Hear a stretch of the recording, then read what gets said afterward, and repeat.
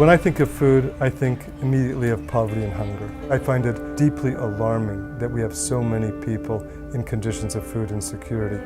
As we see our climate changing, we see not only the effects in our very, very local context of how hard it is to grow certain food now, but also our delicate interconnection with a global food system that is broken. When you have a large problem like food insecurity, it can seem quite abstract, quite remote, and quite impossible to solve. So you have to make it manageable.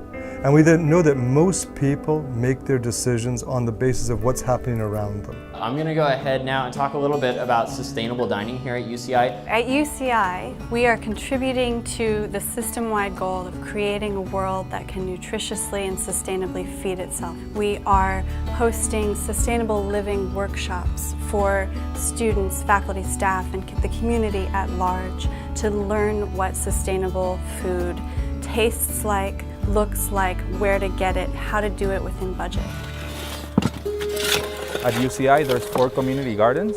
A garden serves as a campus living laboratory where students can actually get off the classroom and learn hands-on skills and do applied research. A garden like this could produce a lot of food for the community. For example, one of these garden boxes, it could grow around 150 carrots per growing bed. And if you multiply that by the 50 growing beds that we have here, that's a lot of carrots that you can grow in about 2 or 3 months.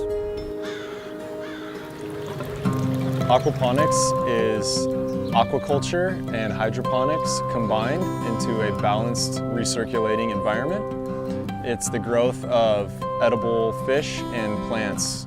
What aquaponics offers is a local model of food production.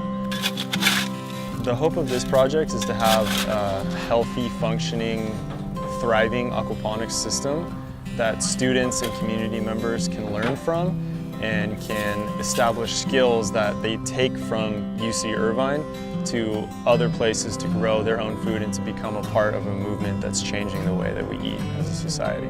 So I think that we're always trying to say, look, you can do something. And what you do matters enormously. And if you get 4 or 5 other people to do it, the impact starts to get measurable. A small group of students can start to have a large amount of influence. Hi, would you like to sign our Food Day pledge? We're out here taking pledges to encourage students, faculty, and staff to eat sustainable, healthy foods at least once this week. Many students want to acquire the skill to be food producers. So they're interested in it. They know about apartment and wall agriculture and rooftop agriculture, and they want to learn that skill. So why not teach them? Why not use the university as an opportunity to gain that skill? During my freshman year, I went to this pilot program called the Costa Rica Global Sustainability Program. All the farmers there really taught us about maintaining a zero waste model. So when I came back, I became really inspired to continue that education and learn more about it, which is why I did my research on it, which led to my business. We as a campus, led by our students, are addressing hunger. They're not only leading it here on our campus, but for the entire state of California. That work is happening here.